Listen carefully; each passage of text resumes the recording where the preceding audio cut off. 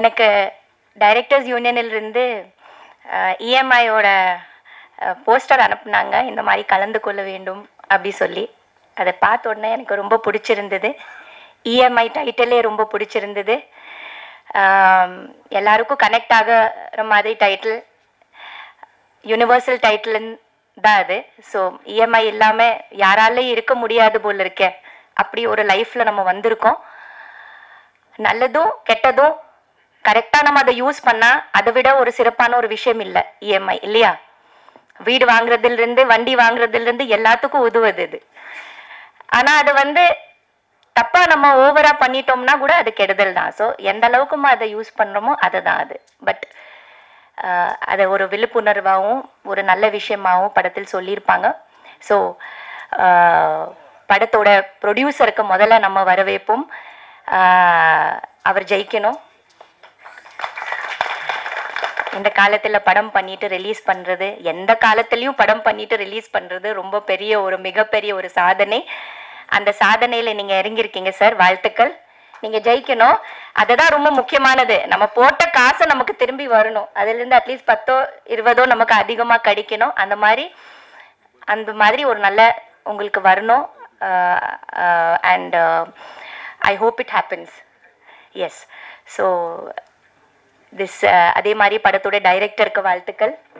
யா, நாங்கெல்லாம் நடிக்கும்போது டைரக்டர்ஸ் நமக்கு கதை சொல்லும்போது நடுவில் நாங்கள் கேட்போம், நீங்கள் யாரோட அசிஸ்டண்ட் அப்படி கேட்போம். ஸோ அந்த மாதிரி நிறைய விக்ரமன் சாரோட அசிஸ்டன்ஸோட ஒர்க் பண்ணியிருக்கேன். கேஎஸ் ரவிக்குமார் சாரோட நிறைய அசிஸ்டன்ஸ் கூட நான் படங்கள் பண்ணியிருக்கேன். சுந்தர் சி சாரோட நிறைய அசிஸ்டன்ஸ் கூட ஒர்க் பண்ணியிருக்கேன். ஸோ நிறைய நிறைய நிறைய நல்ல புதிய தயாரிப்பாளர் கூட நான் ஃபர்ஸ்ட் படம் பண்ணியிருக்கேன். ஸோ அவங்க எல்லாம் ஒரு ஜெனரேஷன்ஸாக வருவாங்க. எந்த ஸ்கூல்லேருந்து வராங்க. ரொம்ப சந்தோஷம். பேரரசு சாரோட ஸ்கூல்லேருந்து வந்திருக்கீங்க, வாழ்த்துக்கள். இந்த படத்தில் ஒர்க் பண்ண Tanya, yeah, all the best to you. Yeah, and படத்தில் நடித்த ஆதவன் சார், நிறைய இன்னும் நீங்கள் நடிக்கணும். உங்கள் ஸ்பீச் ரொம்ப அருமையாக இருந்தது. இன்னும் வருஷத்தில் 2-3 படங்கள் பண்ணுங்க சார். அஜித் குமார் சார் மாதிரி இருக்காதீங்க. We want you to see you more. Yeah, and Pandi, you also. I think I worked with you long back, இல்லையா? சேர்ந்து ஒர்க் பண்ணியிருக்கோம் நம்ம. Yeah, so you should work more. And everybody, and the hero of the today's function, you look so cute. So all the best to you. I hope this film is a grand success. நான் miss பண்ணிட்டேன், I'm sorry. Audio கொஞ்சம் means trailer பார்க்குறதுக்கு கொஞ்சம் late ஆயிடுச்சு. But anyway ரொம்ப நல்லாயிருக்கும்னு நினைக்கிறேன். இதில் ஒர்க் பண்ணுற எல்லாருக்கும், ஃபுல் டீமுக்கு என்னோட வாழ்த்துக்கள். நிறைய சக்ஸஸ், பெரிய சக்ஸஸ் ஆகணும். யா, கைக்குட்டை ராணி. ஓகே.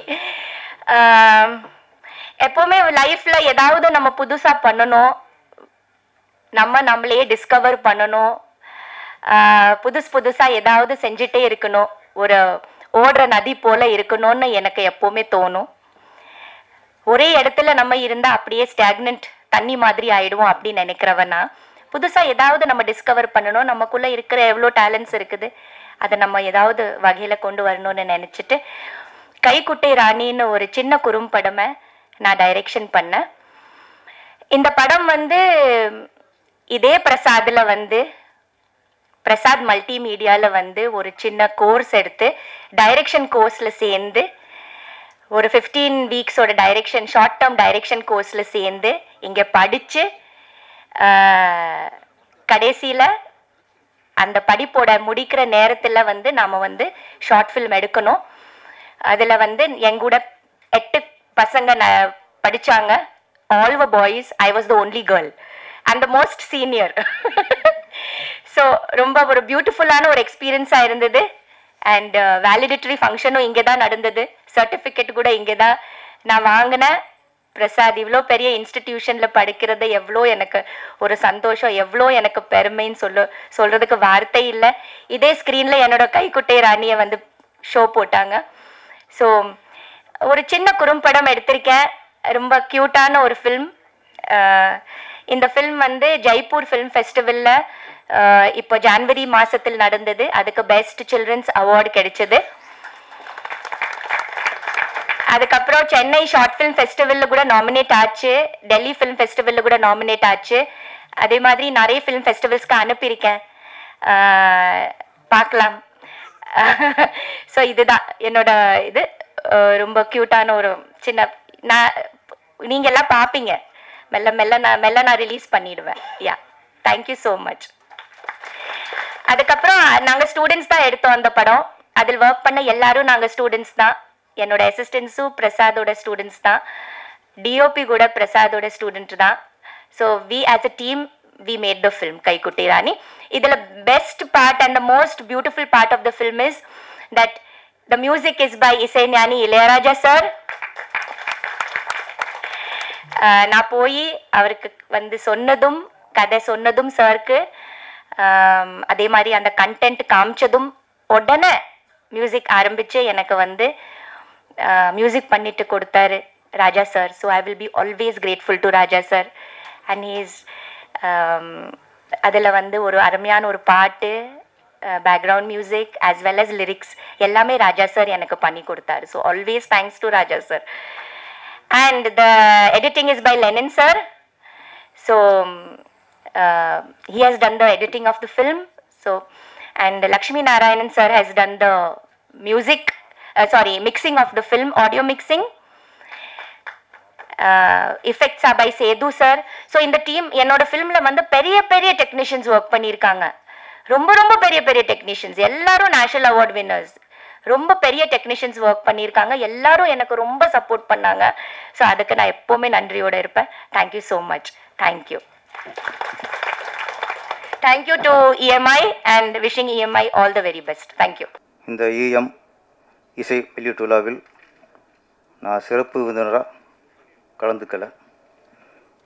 இந்த படத்தில் ஒரு பங்கு கொண்ட கலைஞராக தாங்க நான் கலந்துக்கிறேன்.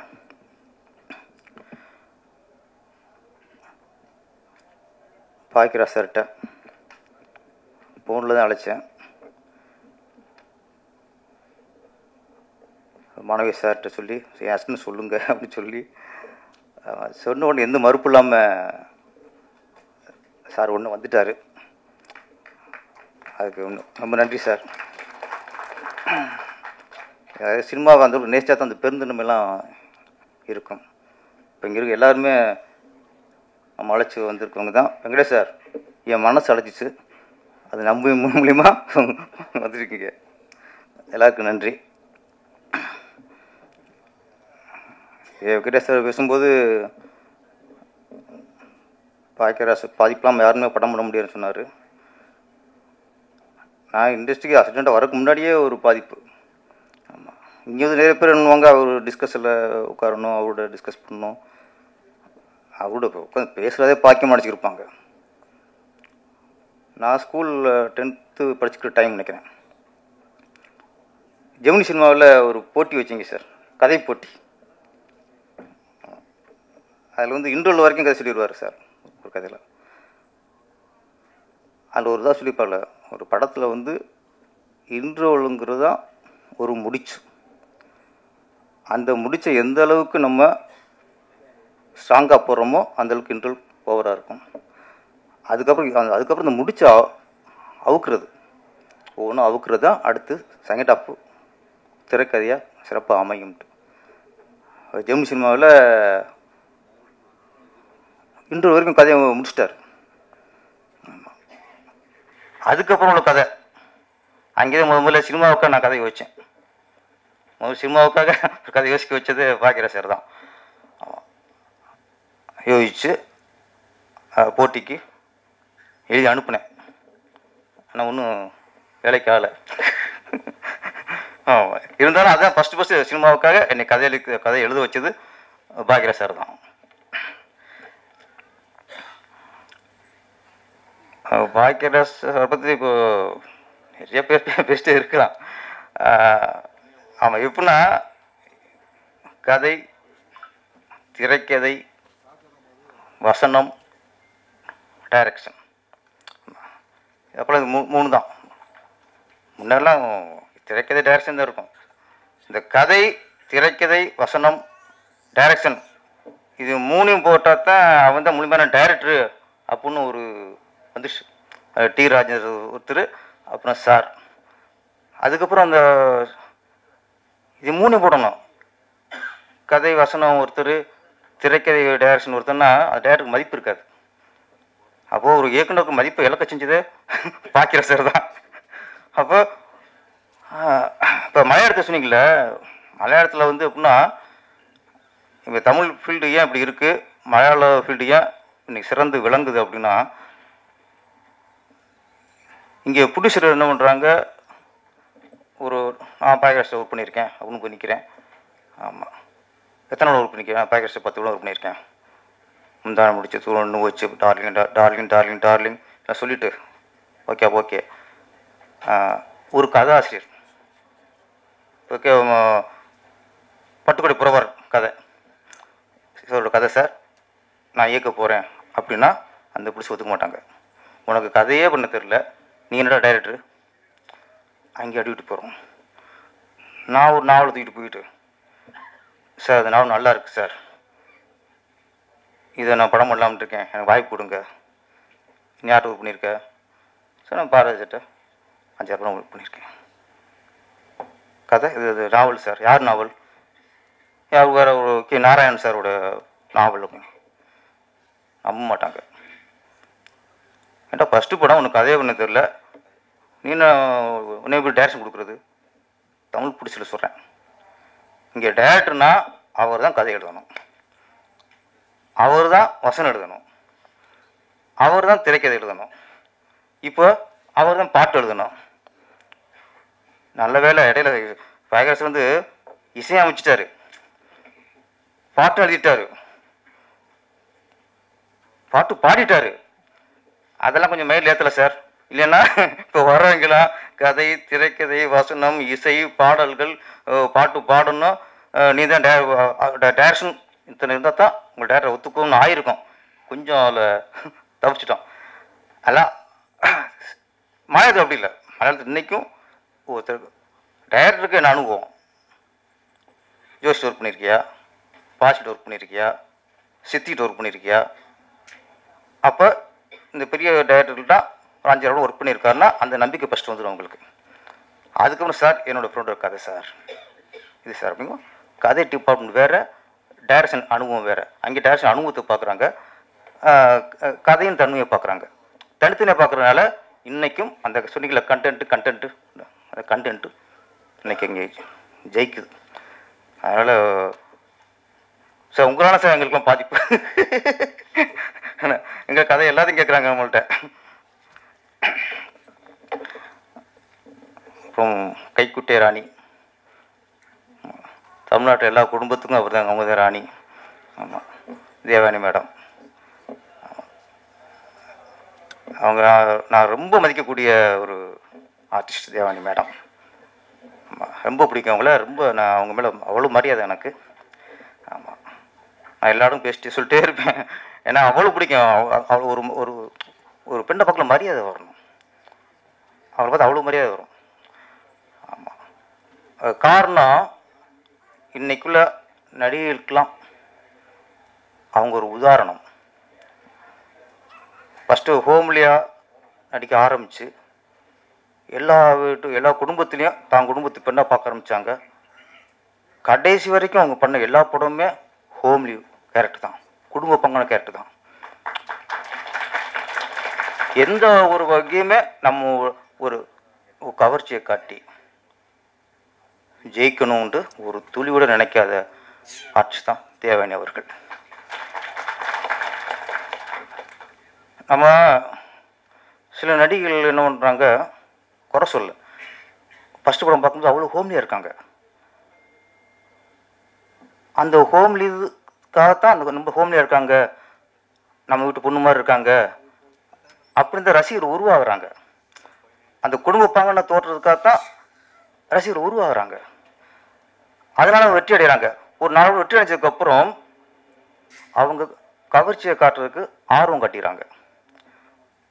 ஒன்றே ஒன்று தீர்க்கமாக சொல்லணும்,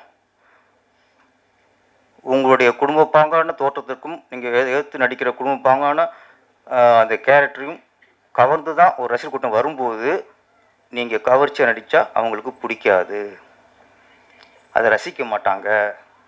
அந்த உண்மையை தெரிஞ்சுக்குங்க. நம்ம எங்கள் வீட்டு பொண்ணு மாதிரி பார்க்கும்போது அது கவர்ச்சி காட்டினா எப்படி பிடிக்கும்? அப்போ நீங்கள் குடும்பப்பாங்கன்னு தோட்டம் உங்களுக்கு இருக்குது, அதனால உங்களுக்கு ரசிகர் உருவாயிருக்காங்க. ஒவ்வொரு குடும்பத்துலேயும் அவங்ககிட்ட குடும்ப பெண்ணை பார்க்குறாங்கன்னா கடைசி வரைக்கும் காப்பாற்றணும். அப்படி காப்பாற்றி இன்றைக்கி மரியாதைக்குரிய ஒரு பெண்மணியாக திகழ்கிறது தான் தேவயானி அவர்கள்.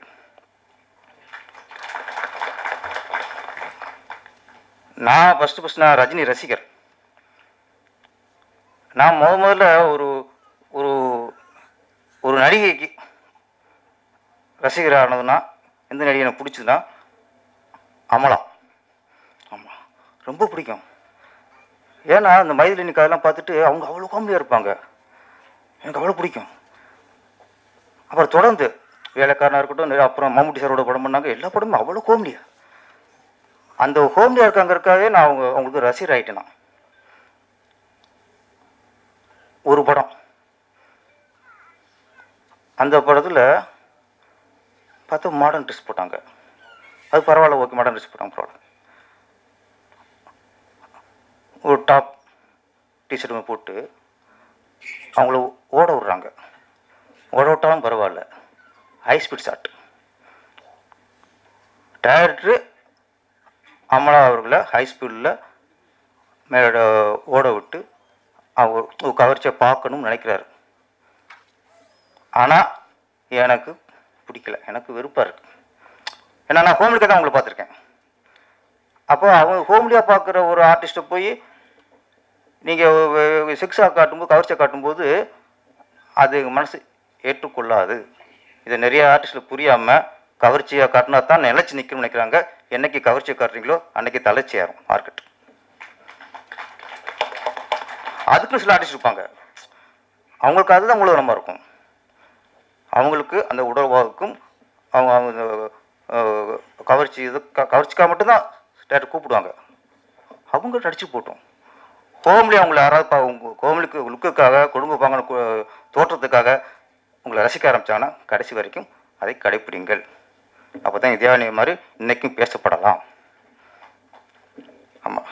அப்புறம் இயக்குனரும் ஆயிட்டாங்க, கைக்குட்டை ராணி இயக்குனர். வாழ்த்துக்கள் மேடம்.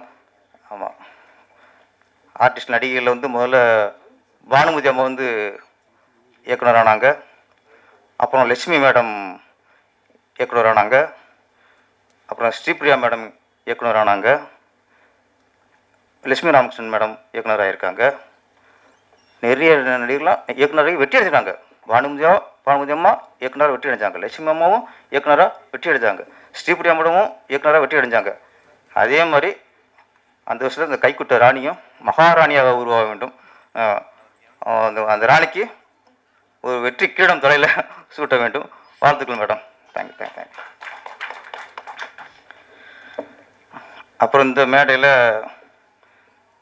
இன்றைய நாயகன் அப்படின்னா இசையமைப்பாளர் ஸ்ரீநாத் பிச்சை.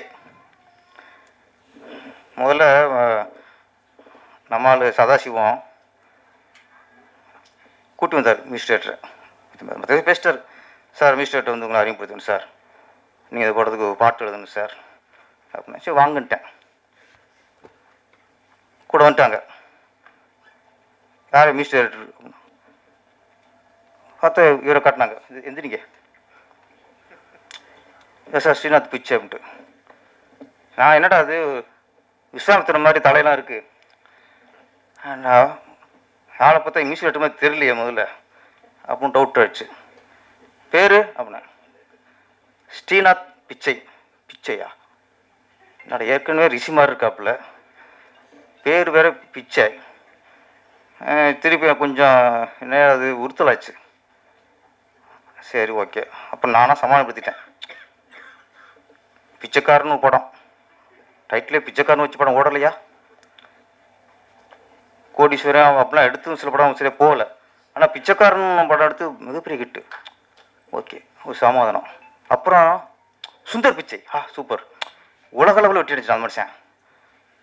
அப்போ இந்த பிச்சை பேருக்கும் இதுக்கும் சம்மந்தம் இல்லை, திறமை தான் ஜெயிக்கும். சில பேர் சொல்லுவாங்க நெகட்டிவாக பேர் வைக்கக்கூடாதும்பாங்க. பாக்கியராசு படம் எல்லா படமுமே நெகட்டிவ் தான். ஒரு கை ஓசை நெகட்டிவ் தான். இப்போ ஒரு கை ஓசை வரும் வராதுல்ல, அது ஹிட்டு. மௌன கீதங்கள், சரி மௌனமாக அப்படி கீதம் பண்ண முடியும்? மௌனமாக கம்முன்னு இருக்கணும், அது மௌன கீதங்கள், அதுவும் நெகட்டிவ் தான். தூறல் நின்று போச்சு,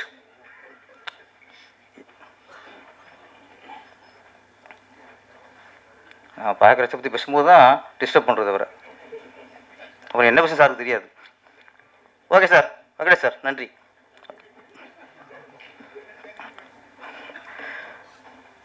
தூறல் நின்று போச்சு. இப்போ நம்ம ஒரு பிடிச்சிட பிடிச்சி நான் தான் ஃபஸ்ட்டு படம் பண்ணுறேன்னு வச்சுங்களேன், கதையெல்லாம் சொல்லி கதையெல்லாம் ஓகே போச்சு, பிடிச்ச ஒரு டைட்டில் கேட்குறாரு, என்னப்பா டைட்டில் சார்? தூறல் நின்று போச்சு. கிளம்பி விட்ருவாங்க. ஏண்டா சொல்லும்போதே நின்று போச்சுங்கிற, விளங்கு போடான்றான். ஆனால் தூரல் நின்று போச்சு என்ன ஹிட்டு சார்? இப்படி நெகட்டிவ் டைட்டில் வச்சு அவர் சக்ஸஸ் பண்ணார். நான் சொன்னேன், அதனால் பிச்சைக்கும் இதுக்கும் சம்மந்தம் இல்லை. அது வேற இது வேற. திறமை இருந்தால் நம்ம நெகட்டிவ் பார்க்குற சார் மாதிரி நெகட்டிவ் டைட்டில் வச்சாலும் ஓடிடும். திறமை இருந்தால் பேரில் பிச்சை இருந்தாலும் இசையமைத்து அவர் கோடிசன் ஆயிடுவார். அப்புறம் இவருக்கு எனக்கு ஒன்று ராசி இருக்குது, இப்போ தான் நான் கண்டுபிடிச்சேன். ஒரு 3 இசையமைச்சிருக்காரு. ஒன்று ரூ, அடுத்து இஎம்ஐ, இன்னொன்று கொற்றவன் போய்கிட்டு இருக்கு. இது 3 நான் நடிச்சிருக்கேன். அப்போ பிச்சைக்கு எனக்கு இந்த ராசி. அப்போ இது அப்போ பார்த்து நடித்தேன். நம்ம அன்றைக்கி பிச்சைன்னு சொன்ன யோசிச்சுமே, அப்போ இந்த பிச்சை இசையமைச்சு எல்லா நம்ம நடிச்சுக்கிட்டு இருக்குமே, அப்போ பிச்சைக்கு நமக்கும் ஒரு ராசி இருக்குது. அதனால் பிச்சையை வந்து வாழ்த்துறேன். ஆமாம், நிறைய படம் நீங்கள் வந்து நிறைய 10, 20, 30, 100 படம் எடுக்கணும், அப்போ நான் நடிக்க முடியும். உங்களுக்கு ஒரு ராசி இருக்குல்ல. அப்புறம் இல்லை ஆதவனின் ஆதங்கம்னு வைக்கலாம் டேட்டில். ஆமாம் சார், ஒரு ஆனால் நீங்கள் ரொம்ப ஃபீல் பண்ண வச்சியே. நான் விட என்னடா வருஷத்துக்கு ஒரு படம் சொல்கிறாரு, ஒரு படத்தையும் கூப்பிட்றாங்க போல இருக்கு. நல்ல திறமையான ஆள். அந்த ஸ்பாட்டில் டேரக்ட் அப்பப்போ கவுண்ட் அடிப்பார். அவ்வளோ திறமை இருக்குது, அவ்வளோ காம்படிஷன்ஸ் இருக்குது. இவர் பயன்படுத்திக்காமல் என்னடா வருஷத்துக்கு ஒரு படம் தான் அப்படிங்கிறாப்புல. அந்த பிளாக் பாண்டி சும்மா இருக்கும். இது நண்பு சார், எப்போவுமே நண்பர்களாக தான் நம்மளுக்கு பிரச்சனை. எப்பவுமே கூட இருக்கும் தான் புளி வரிப்பான். பாக்கில் சொல்லியிருந்தார் ஒரு பேட்டியில், அது முந்தான முடிச்சிட 4 துரோகிகள்ன்ட்டு. அது மாதிரி கூட இருந்த பிளாக் பாண்டி சும்மா அவர் ஃபீல் பண்ணிட்டாரு. நானும் நினச்சேன், சரி யாராவது நீ இப்போ ஃப்ரெண்ட்ஸ் படம் ஆரம்பித்தா நம்ம ஆதவங்க சொல்லணும், சரி எப்போ நல்ல திறமைசாலிப்பா யூஸ் பண்ணிக்கமா சொல்லணும்னு நினைக்கிறேன். பிளாக் பாண்டி அவர் யூஎஸில் இருக்கார் சார். அவர் எப்போ வருவாரோ அப்போ நடிச்சுட்டு அப்புறம் கிளம்பிடுவார். அவர் சரி ஓகே, இது வேறு மாதிரி ஒரு டிஸ்ட்ரிக்ட் நம்ம அப்போ எனக்கு போச்சு. எனக்கு அப்போ நிறைய சம்பாதிக்கிறாரு. அவர் யூஎஸ்ஏ செட்டில் ஆகிட்டார். அவர் இந்திய குடிமனே இல்லை, முதல்ல தமிழ் குடிமனே இல்லை. அவர் யூஎஸ் இந்திய குடிமனுக்கு நான் ஏன் போராடணும்? அப்புறம் நான் வந்து ஒரு அண்ணி நான் நினச்சிட்டேன். அப்புறம் அவர் ஆதவன், நான் அஜித் மாதிரி வருஷம் ஒரு படம் பண்ணுவேன். அவர் காரஸுக்கு போயிட்டார், ஒரு படம் பண்ணார். நீங்கள் யூஎஸ்ஏ போய்ட்டு ஒரு படம் பண்ணுறீங்க. இதுக்கு நாங்கள் தானே பண்ணுவோம், அடிங்க. நீங்கள் உங்கள் ஆசைக்கு போயிட்டு ஒரு படம் பண்ணால் நாங்கள் ஃபீல் பண்ணணும். இதுக்கப்புறம் யூஎஸ்ஏ ப்ரோக்ராம் கட் பண்ணுங்க, 6 மாதம் இங்கே இருங்க. போச்சு. அதனால் 6 மாதம் இங்கே இருங்க, அந்த இந்திய குடியுரிமையை ரெனியூ பண்ணுங்க. ரெனியூ பண்ணிட்டு 4 படம் நானே வாங்கி தந்துடுறேன். இந்த எத்தனை டேரக்டர் இருக்காங்க, எல்லோரும் பொறுப்பு. பிளாக் பாண்டி அந்த பிளாக் அவர் உடனே லேடி சூப்பர் ஸ்டாரும் நயன்தாரா வேணான்னாங்க. அது அவங்க வேணான்னாங்க. இவர் அப்புறம் பிளாக் பாண்டி நீ பாண்டின்னு கூப்பிடுங்க. அது பாண்டி சொல்லணும், நீங்கள் சொல்லக்கூடாது. அடுத்தவனை கட் பண்ணுறதுலேயே இருக்கிறது. அவர் வாய்ப்பை கட் பண்ணுறாரு, இவர் ஒரு பட்டத்தை கட் பண்ணுறாரு. ஆனால் பிளாக் பாண்டியை மாற்றவே முடியாது. ஏன்னா பிளாக் பாண்டிங்கிறது அவர் உருவ கலருக்காக வச்சது. அதனால் அது சேர்ந்து சார், அது சேர்ந்து தான் பிளாக் பாண்டி. ஓகே. அப்புறம் இந்த படத்தில் ஒரு பாடல் அதுதான் வந்தாங்க. முதல்ல எழுதி வாங்கிட்டு அப்புறம் நடிக்க வச்சுட்டாங்க. அந்த பாட்டு தான் அந்த அசுக்கு புஸ்கு மட்டும் பாட்டு. நான் ஃபஸ்ட்டு ஒரு டைப்பை எழுதினேன். அவங்க எல்லோரும் மியூசிக் டைரக்டர் எல்லாருமே, இல்லை சார் நீங்கள் விஜய் படத்தில் ஓப்பன் சாங் எழுதுவீங்களே, ஆமாம் அது மாதிரி பவர்ஃபுல்லாக ஒன்று, ஏ அது விஜய்க்கியா, இல்லை சார் அந்த மாதிரி ஒரு சாங் வேணும் சார். சரி நான் விட்டேன், சரி ஆசைப்படுறாங்களே, சரி ஒன்று அடிச்சுட்டு ஆனால் இந்த பேர் தான் பிச்சை, நம்மளுக்கு பிச்சை எடுத்துட்டாரு. ஆமாம் சார் டென்ட்டுக்கு வாங்குங்கிறாரு. என்னையா டென்ட்டுக்கு வாங்குங்கிறியா சார், கொஞ்சம் இங்கிலீஷ் வார்த்தைலாம் போட்டு அப்படி தானே, அப்போ தான் நிறையா இங்கிலீஷ் வார்த்தைலாம் போட்டு நிரப்பி அனுப்பியாச்சு. நான் டவுட்டில் இருந்தேன், ஏன்டா அப்புறம் சாங் போட்டு கேட்டாங்க. போட்டு காட்டினும்போது இன்னும் பயம் இருந்துச்சு. விஜய் சார் மாதிரி பாட்டு எழுத சொல்லும்போது அவர் பயம் இல்லை. சாங்கு போட்டு காட்டும்போது எனக்கு விஜய் சார் பேசும்போது வந்துட்டு போகுது. என்னடா அவங்க இப்படி ப்ரோ டெம்பிள் அடிச்சிருக்காங்களே மேக்ஸா, ஏன் புது ஹீரோ புதுசு இன்னொன்று போகிறாங்களேன்னு பயம் இருந்துச்சு. அப்புறம் முடிச்சுட்டு ஒரு நாள் போட்டு காட்டினாங்க மாஸ்டர் சுரேஷங்க, சூப்பர் சார் பெண்டு கட்டிட்டாரு. அவர் அப்படி சிரிப்பாங்க போல இருக்கு. ஏஆர்எஸ் படத்தில் விஜய் சார் எப்படி ஆடினாரோ அது மாதிரி முட்டி போட்டு புரண்டு என்ன ஆட வைக்கணும், அங்கேயும் பிட்ட போட்டாங்க போல இருக்கு. அவர் சொல்லி பார்த்துருப்பாரு, தம்பி உண்டு நீங்கள் அதுவும் கொடுங்க. ஆனால் சார் நல்லா ஆட வச்சிருக்கீங்க சார், ஒரு புது இருந்தளவுக்கு ஆட மாதிரி தெரில, ஒரு நல்ல ஒரு சாங் சில புதுசு ஆடுறவங்க போது நமக்கு கொஞ்சம் ஓவராக தெரியும், மிகையாக தெரியும். இந்த பாட்டு பார்க்கும்போது ஒரு புதுமுகம் இந்த மாதிரி ஆடிக்கான்னு தெரில, யதார்த்தமாக நல்லா அமைஞ்சு வச்சு. வாழ்த்துக்கள் சதாசிவம். ஆனால் இவர் ஏன் அஸ்டன்ட் சொல்கிறாரு, ஆனால் இவர் ஏஸ்டன் மாதிரி இல்லை, அவர் பாய்க்கிற அஸ்டன்ட் மாதிரி இருக்கார். நம்ம உள்ளே டைரக்ஷன் தான் ஒதுங்கிட்டோம், ஏதோ என் படத்துக்கு ஒரு சீன் வருமே அவ்வளோதான். இவர் பாய்க்கிற நினச்சிட்டு தான் அவர் இருந்திருக்காரு, சும்மா நம்மளை சொல்கிறது குருநாதன்ட்டு. பாய்க்கிற தான் அவரே டைரக்டர் அவரே ஹீரோ, அது மாதிரி அவரே டைரக்டர் அவரே ஹீரோ. அப்போ நீ பாய்க்கிறதோட அஸ்டன்ட் தான், அவரோட அஸ்டன்ட் தான். அவன் உனக்கு மானசிக குரு பாய்க்கிற சார் தான், இண்டஸ்ட்ரிக்கே அவர் தான், உங்களுக்கும் அவர் தான். இன்னைக்கு சார் வாழ்த்துறதே உங்களுக்கு பெரிய பாக்கியம்ப்பா. அப்புறம் இந்த இஎம்ஐ டைட்டிலுக்கு வருவோம் சார், சீக்கிரம் முடிச்சிடறேன் சார். சார் எப்படா முடிப்பான், இவன் வேறு ஆரம்பிச்சிட்டானே 2 நிமிஷம். ஏன்னா எல்லாம் பேசி விட்டு படத்துக்கு பேசணும் வச்சுங்களேன், இவங்க கொண்டு அப்படியே என்ன சார் வேலையை பண்ண மாட்டேங்கிட்டு. இஎம்ஐயில் நிறைய சொல்லிட்டாங்க. இதில் என்னென்னா அந்த இஎம்ஐ ஆம்பளைங்க பைக்கை வாங்கிடுவாங்க, காரை வாங்கிடுவாங்க, வீட்டை வாங்கி விடுவாங்க. பைக்கை வாங்கி விட்டு ஒரு 3 மாதம் 4 மாதம் நல்லா கட்டுவாங்க, அதுக்கப்புறம் 3-4 வருஷம் கட்ட மாட்டாங்க. அவங்க காலையில் டிஃபன் சாப்பிட்டு நல்லா சோத்தை கட்டிக்கிட்டு அந்த இஎம்ஐயில் அவங்க பைக்கை ஸ்டார்ட் பண்ணிட்டு கிளம்பிடுவா ஆஃபீஸ்க்கு. எத்தனைக்கு 8 மணிக்கு தான் கிளம்பிடுவாப்புல, கரெக்டாக 9 மணிக்கு வருவான். டிங் டிங்குமா கதை தூக்கிறது யார், அவர் ஒய்ஃப். இஎம்ஐ வாங்கிறது கணவன். அவன் அவன் பண்ணுற டார்ச்சராக இருக்குன்னு உங்களுக்கு பேசுகிற தோரணை இருக்கும்ல, அவன் ஆதவன் மாதிரி தான் பேசுகிறதுலாம் அப்படி தான் இருக்கும். எங்கே உங்கள் புருஷன் எப்போ வருவார், ஃபோன் பண்ணுங்க. அப்புறம் இல்லைங்க அது ஃபோனை எடுக்க மாட்டார், நாங்கள் போனால் எடுக்க மாட்டார், நீங்கள் முன்னாடி எடுங்க, போடுங்கம்மா ஸ்பீக்கரில் போடும், அதுவே ஸ்பீக்கரில் போடச்சணும். இதை அப்புறம் எப்படி சமாளித்து போயிடுவாங்க. அதுக்கப்புறம் சாயந்தரம் வருவோம் 4 மணி போல் வந்துட்டாரா உங்கள் புருஷன் போனவர் நைட்டு 12 மணி வந்தால் கூட அவங்க கழுவிட மாட்டாங்க, ஒய்ஃபு லேட்டாக வந்தால் கூட கழுவிட மாட்டாங்க. இவர் கழுவிடுவார், இன்னும்மா வரல உங்கள் புருஷன் ஆமாட்டா. அது ஒரு சரி மறுநாள் 2-3 நாள் கழிச்சு இவன் பெல் அடிப்பான். அந்த மாதிரி கதவு திறக்கிறதா வேணாமா, வந்திருக்குது யார், சொந்தக்காரன் வந்திருக்கானா, இல்லை ஒரு கடன் கேட்டேன் கடன் கொடுக்க வந்திருக்கானா. அப்போ திறக்காம போச்சுன்னா இப்போ டென்ஷனில் யாருன்னு பார்க்குறங்கிட்டு அதுக்கப்புறம் மொட்டை மொழில் எட்டி பார்ப்பாங்க. அதனால் பைக் நிற்கும், நிற்பானா? திறக்கவே மாட்டாங்க. பயம். ஒன்று விழிச்சு பார்ப்பாங்க, வெளியவே நிற்பான், கது திறக்க முடியாது, பயம்.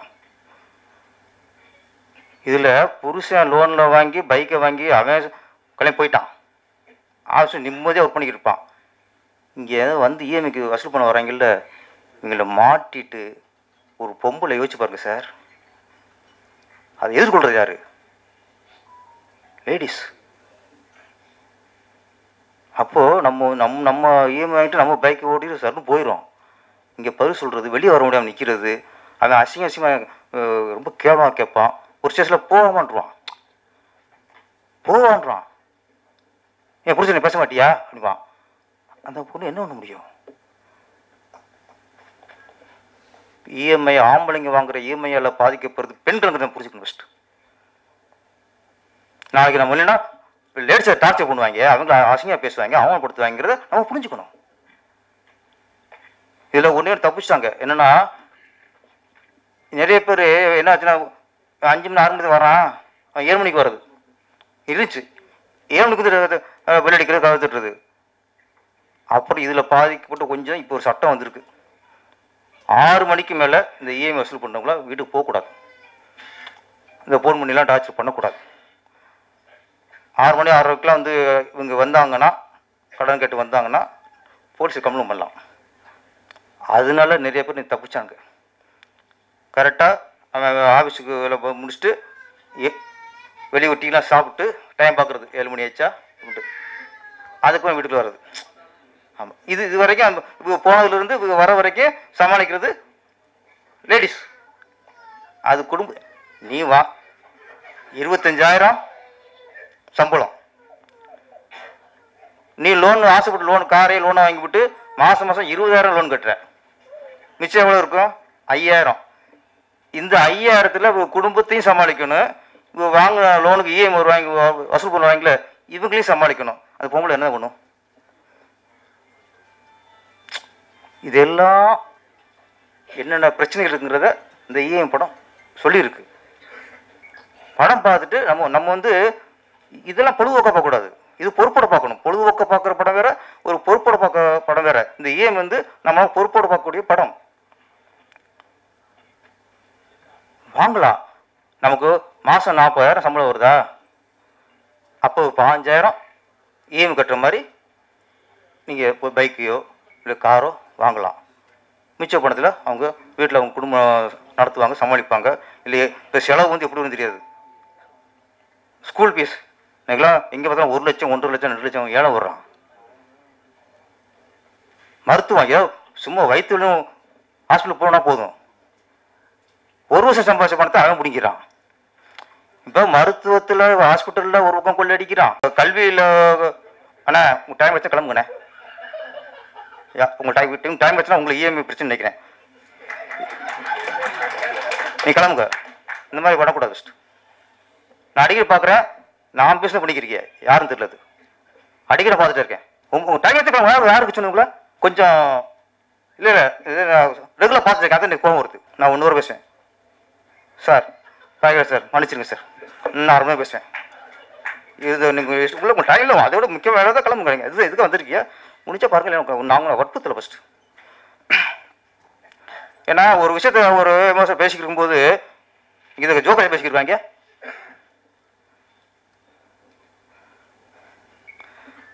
அப்போது 40,000 50,000 சம்பாதிக்கும் போது நம்ம 20,000 இஎம்ஐ கட்டணும், பிரச்சனை இல்லை. எப்படி சமாளிச்சலாம்? ஒரு பக்கம் ஹாஸ்பிட்டலில் கொள்ளடிக்கிறான், ஒரு பக்கம் ஸ்கூலில் கொள்ளடிக்கிறாங்க, எப்படி வாழ்கிறது? இதில் இஎம்ஐ கட்டிட்டு இதுலேயும் வாழ்க்கையை இழந்துக்கூடாது. இந்த என்னன்னா ரோட்டில் வாழ மாட்டோம், வாழ்றதுக்கா போராடிக்கிட்டே வாழ்ந்து செத்துருவோம். சம்பாதிக்கிற வாழ்றதுக்கா போராடுறதுக்கா? வாழ்கிறதுக்கு. அப்போ சம்பாதிச்சு வாழணும்னா, சந்தோஷமான நிம்மதியாக வாழணும்னா நம்ம இஎம்ஐலேருந்து கொஞ்சம் தப்பிக்கணும். அந்த விஷயத்தை தான் இன்னைக்கு உள்ள காலகட்டத்துக்கு இன்னைக்கு என்ன பிரச்சனை, இன்னைக்கு என்ன ரெண்டு போதை. ஒன்று டாஸ்மாகில் சரக்கு அடிச்சுட்டு அந்த போதை, இன்னொன்று இஎம்ஐயில் பணம் வாங்கிட்டு சந்தோஷம் வாங்குற இந்த போதை. இந்த 2 போதையுமே ஒழியணும். நன்றி, வணக்கம். எல்லாரோட மைண்ட் வாய்ஸும் எனக்கு தெளிவாக புரியுது. அதனால் ரத்தனை சுருக்கமாக முடிச்சுக்கிறதுக்கு ட்ரை பண்ணுறேன். இந்த இஎம்ஐ டைட்டில் சில நேரங்களில் டைட்டில் வச்சோம்னா முதல்ல புரியாது என்னென்னு. படம் பார்த்ததுக்கப்புறம் தான் ஓ இதுக்கு தான் இந்த டைட்டில் அப்படின்னு சொல்லி சிங்க் பண்ணி புரிஞ்சிக்க முடியும். சில நேரங்களில் படம் பார்த்ததுக்கப்புறம் சில டைட்டில் புரியாது, எதுக்கு இந்த டைட்டிலுக்கு இந்த படத்துக்கு என்னையா சம்மந்தம் அப்படிங்கிற மாதிரி இருக்கும் சில டைட்டில்கள். ஆனால் இதில் இவர் வச்ச டைட்டிலில் வந்து கதை, திரைக்கதை, வசனம் என்ன இதுங்கிறது எல்லாமே அந்த இஎம்ஐங்கிறதுல எல்லாமே வந்துருச்சு. யாரும் புதுசாக அதை பற்றி ஒருத்தருக்கு சொல்லணுங்கிற அவசியமே இல்லை. அந்தளவுக்கு அந்த டைட்டிலே எல்லா விவரமும் கொடுத்துட்டாரு. ஸோ இந்த ப்ரொடியூசர் நான் ரொம்ப நாளைக்கு அப்புறம் இந்த மல்லையன் அப்படிங்கிறத பேர் கேள்விப்படுறேன். என்னென்னா 50 வருஷத்துக்கு முன்னால் எங்கள் ஊரில் கோதாப்பட்டி வச்சுருந்தார் ஒரு மாஸ்டர், மலையன் மாஸ்டர்னு சொல்லி. அவர்கிட்ட வந்து பழகிறதுக்காக போன எங்கள் வீட்டில் தடி எடுத்துகிட்டு வந்துட்டாங்க. இதெல்லாம் நீ செய்கிற வேலையாடா அப்படிங்கிற மாதிரி சொல்லி. ஸோ அந்த பேர் இன்றைக்கி வந்து அவருக்கு வந்து முதல்ல நன்றி தெரிவிச்சுக்கணும். என்ன அப்படின்னா ஒரு டைரக்ட் பண்ணுற வரையே ஹீரோவாக நடிக்கிறதுக்கு முதல்ல அக்செப்ட் பண்ணி அவருக்கு அந்த வாய்ப்பு கொடுத்ததுக்கு அவருக்கு, ஏன்னா அவர் அந்த நன்றியை வந்து எப்படி தெரிவிக்கணும்னு தெரியல, அவர் கண்ணு கலங்கிடுச்சு. ஸோ அந்தளவுக்கு அவருக்கு நன்றி. அதே மாதிரி ஒருத்தர் அழகாக சொன்னாங்க, அரவிந்த் ராஜ் தான் சொன்னான்னு நினைக்கிறேன், இஎம்ஐ யாருக்கும் வைக்கல நினைக்கிறேன் ப்ரொடியூசர். அந்த அளவுக்கு டெக்னீஷியனுக்கிட்டையும் வந்து அரவணைப்போட எல்லாத்தையும் செட்டில் பண்ணி இது பண்ணியிருக்காரு. அதுக்காகவும் இவர் இவ்வளோ சிரமப்பட்டதை டிஸ்ட்ரிபியூட் பண்ணுறவரும் இங்கே வந்திருக்காரு இல்லை, அவருக்கும் என்னுடைய மனமார்ந்த நன்றியும் தெரிவிச்சுக்கிறேன். இந்த பொண்ணை பற்றி தெரிஞ்சுக்கன்னா ஆத்தங்கரைக்கு போயிடலன்னா கிணத்து மேட்டில் குளத்து மேட்டில் போய் பாரு, பொண்ணை பற்றி தெரியும் அப்படிம்பாங்க. அந்த மாதிரி வந்து சினிமாவில் வந்து யாராவது புதுசாக டைரக்ட் பண்ண வர்றாங்க அப்படின்னு சொன்னோம்னா அவங்க எங்கடா வேலை பார்த்தாங்க அப்படிங்கிற மாதிரி சொல்லி அவங்கள வச்சு தான் இவங்க எப்படி என்னங்கிறதுலாம் தெரிஞ்சுக்க முடியும்னு சொல்லுவாங்க. அந்த மாதிரி சதாசிவம் சின்னராஜ் அவர்கள் வந்து எங்கே வேலை பார்த்தாரு என்ன அப்படின்னு சொல்லி விசாரிக்கும்போது, அப்புறம் முதல்ல அவர் வந்து திருமலைக்கிட்ட வேலை பார்த்தாரு, அதுக்கப்புறம் கடைசியில் வந்து